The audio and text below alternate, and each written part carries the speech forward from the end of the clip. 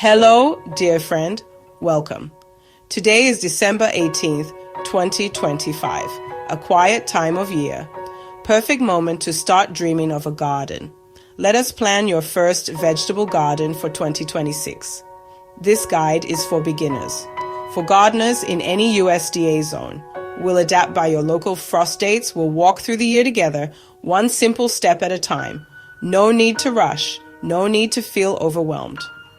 Gardening is a gentle journey of learning and joy. It connects us to the earth and to the food we eat.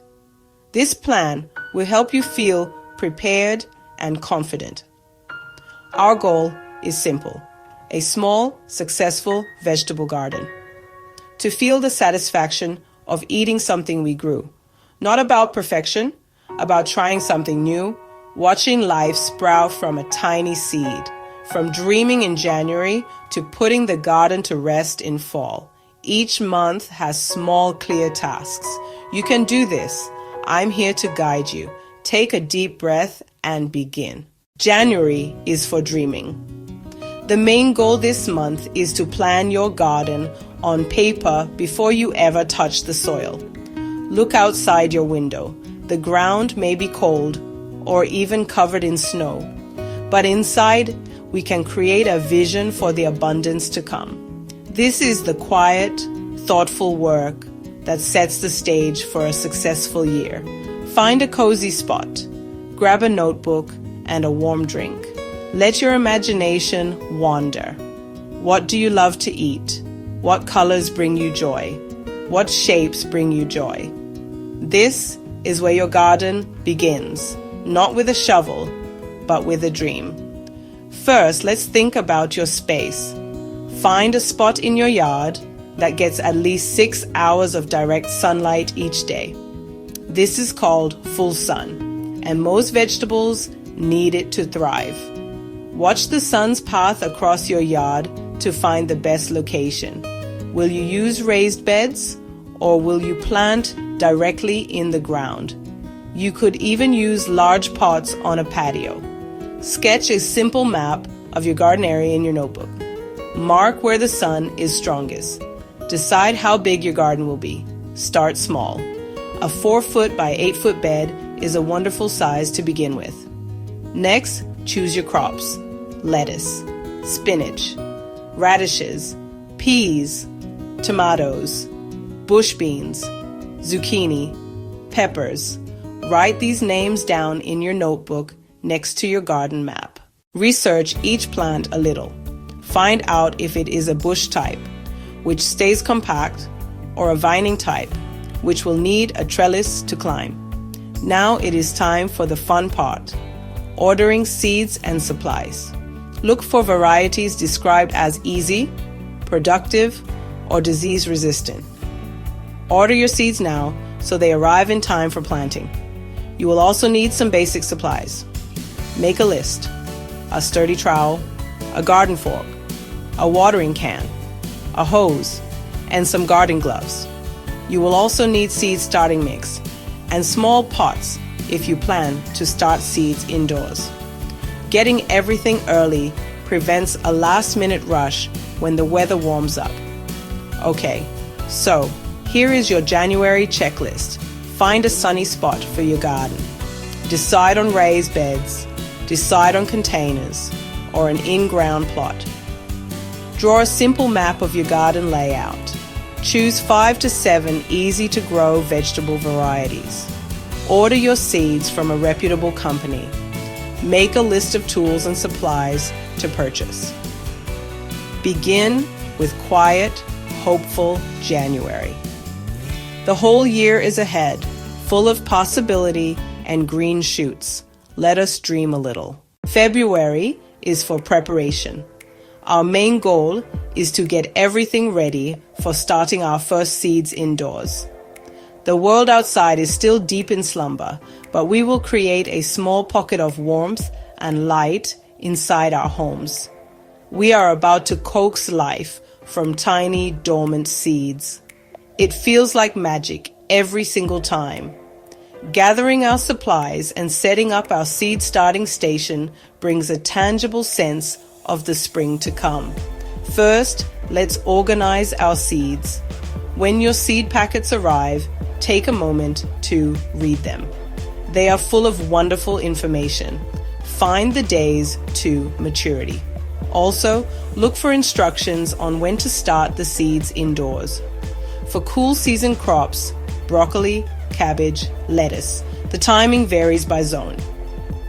Create a simple chart in your notebook. List the plant, the date you should start the seeds, and the date they can be planted outside. This little bit of organization will make the process feel calm and clear. Next, it is time to prepare your tools and workspace. Find a place in your home where you can set up your seed starting station. A basement, a spare room, a quiet corner. You will need a table and access to an electrical outlet. Clean any old pots or trays with soap and water to prevent disease. If you bought new tools, unwrap them and get to know them. Make sure your watering can is clean. Having a dedicated, tidy space will make everything more enjoyable. Now, let's set up the most important part, your growing station. Your tiny seedlings will need lots of light. Simple shop lights hung from a shelf work beautifully. Hang them on chains to adjust the height, keeping them just a few inches above your seedlings. Some plants like gentle warmth from below. A heat mat can be very helpful for peppers, tomatoes. And here's your February checklist. Read your seed packets, create a planting schedule. Organize your seeds by their start date. Clean all your pots, trays, tools. Set up a seed starting station with adjustable lights. Start seeds indoors for cool season crops like broccoli, lettuce late in the month. March is for working with the soil. Our main goal is to prepare the garden beds so they are ready to welcome our plants. Preparing your soil is one of the most important things you can do. Healthy soil means healthy plants. Wait for a day when the ground is not too wet. The first step is to test your soil. Get a simple soil test kit, collect a sample, and run the test. You'll see pH and nutrients. Most vegetables prefer neutral. Don't worry too much. Results include simple recommendations like lime or compost. Once you understand your soil, amend it. The single best thing you can add is compost. Spread 2 to 3 inches and gently mix into the top 6 to 8 inches. Do not overwork it. Prepare beds, rake smooth and remove debris, top off raised beds with soil and compost mix. As soil warms, plant your first seeds directly. Radishes, spinach, carrots, peas. Read the packet for planting depth and spacing. This is a moment of pure hope, placing a seed in the cool earth. March checklist. Test soil pH and nutrient levels. Add a thick layer of compost. Gently mix into topsoil. Rake smooth. Direct sow spinach and radishes when soil is workable. Oh, and enjoy that hopeful feeling. April is for gentle transitions. Our main goal is to move our strong, healthy seedlings from inside to the garden. The days are longer and warmer, but the nights can still be cool. This is a delicate time. This process is called hardening off. Think of it like helping a child learn to swim. You don't just push them in. Start with shade for an hour or two, then a little longer each day. Gradually increase sunlight. Bring them in at night and toward the end of the week. If nights are mild, leave them out overnight. This slow exposure builds strength against wind, sun, and temperature changes. Once hardened off and weather settled, transplant on a cloudy day or late afternoon. Water seedlings before removing. Set root ball level with soil. Firm in and water well. Add mulch, straw, shredded leaves, or wood chips. A 2 to 3 inch layer keeps soil moist, suppresses weeds, and regulates temperature. It's a cozy blanket for your garden bed. This month, transplant hardy seedlings like broccoli, transplant lettuce, continue to direct sow carrots and beets. Okay, April checklist. Harden off seedlings 7 to 10 days. Transplant cool season crops. Water thoroughly. Apply mulch. Plant easy herbs like parsley and chives. May is for planting our summer favorites. The main goal is to get warm season crops into the ground after the danger of frost has passed. Find your local average last frost date. Wait until after this date to plant tender vegetables: tomatoes, peppers, cucumbers, zucchini. Before you plant warm season crops, you may already be harvesting some lettuce, radishes. As it gets hotter, cool season plants wind down. Remove them to make space. This is called succession planting. Now it is time for the stars. Plant your tomato and pepper seedlings, started indoors or bought from a local nursery. Give them plenty of space. Read tags for spacing. With tomatoes, bury part of the stem. The little hairs become roots for a stronger plant. Install supports at planting, tomato cages, trellises for cucumbers. This avoids damaging roots later. Practice companion planting. Marigolds near tomatoes deter certain pests. Basil near peppers may improve flavor. Nasturtiums are beautiful, edible, and can help keep squat bugs away. These pairings add beauty and resilience, a happy little ecosystem. All right, May checklist. Wait until after your last frost date to plant warm season crops. Plant tomato, plant pepper, plant cucumber, plant zucchini, install cages, install stakes, install trellises. Practice companion planting with basil. Practice companion planting with marigolds. Harvest any remaining cool season crops. We are setting the stage for the abundance of summer. The garden will begin to look full and lush. Always be thinking about what can come next. It keeps the garden productive all season. Now, breathe it in. Your summer garden is underway. June and July are for maintenance and enjoying the first rewards. Our main goal is to keep our plants healthy and to begin harvesting our summer crops. Watering becomes one of your most important jobs. Your plants need a consistent supply of water, especially tomatoes and cucumbers. Water deeply and less often rather than shallow daily watering. Deep watering encourages roots to grow down, making them stronger. Water the base, not the leaves. Morning is best, so moisture dries from foliage. Guide growth. Prune tomato suckers to focus fruit and improve air. Gently tie tomatoes and cucumbers to supports. The first juicy tomato is just around the corner. This is what we have been waiting for. Begin picking bush beans, zucchini, cucumbers. Harvest them young and tender. The more you pick, the more they produce. Check your garden every day or two. A zucchini can seem to double in size overnight. The first ripe tomato is a moment of pure celebration. Let it ripen fully on the vine for the best flavor. You are now eating food you grew yourself. Share it with friends and family. This joy is meant to be shared. June and July checklist. Water deeply once or twice a week. Prune and stake your tomato plants. Tie up vining crops like cucumbers.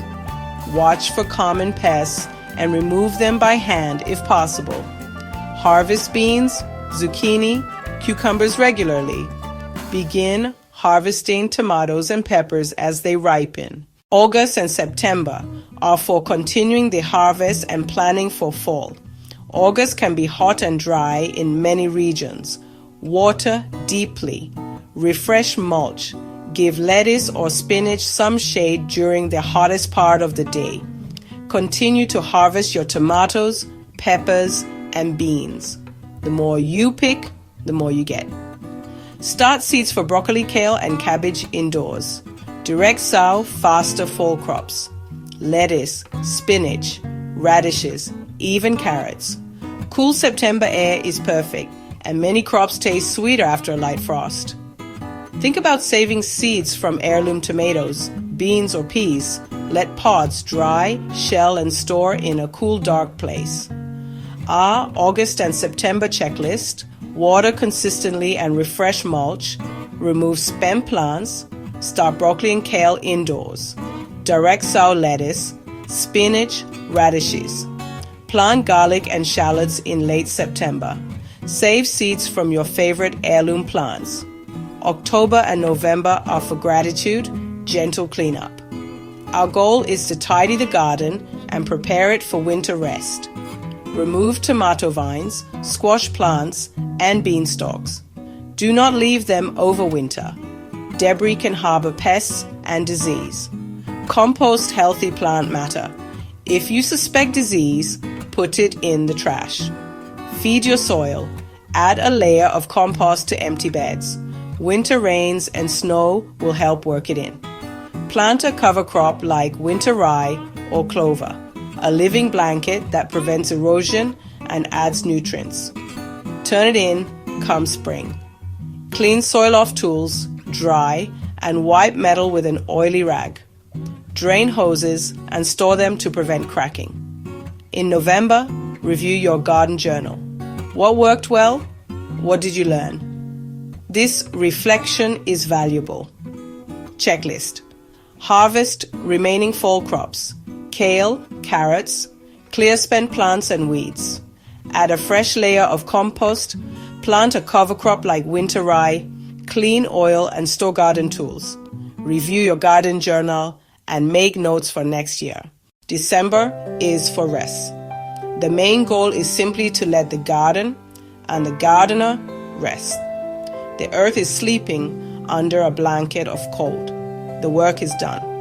This is a time for quiet reflection and learning. Enjoy the fruits you preserved and appreciate the cycle of the seasons: spring, summer, fall. Do not feel you need to be doing something now. The quiet of winter is essential, and now is the time for cozy indoor activities. Read gardening books, browse seed catalogs, join an online gardening group for your area. Look back at your photos, see how it changed and grew. Deepen your knowledge and fuel your inspiration. Be thankful for the food you grew, even if it was just a handful of cherry tomatoes, and for the lessons, failures included. Be proud of trying something new. You created a space for life to happen. You partnered with the sun, the soil, and the rain. That is a beautiful thing. A garden teaches us patience. It teaches us to pay attention. It teaches that small, consistent efforts can lead to wonderful results. Carry these lessons with you. As you look ahead to the new year, hold on to this feeling of gentle accomplishment. Your first year of gardening is complete. You are no longer a beginner. You are a gardener. Remember, your garden will be different every year. Be flexible. Be curious. Keep a journal to remember your journey. Most of all, be kind to yourself. There is no such thing as a perfect garden. There is only your garden, a place of learning, growth, and quiet joy. I hope this guide has been a comfort and a help to you. Start your 2026 garden today.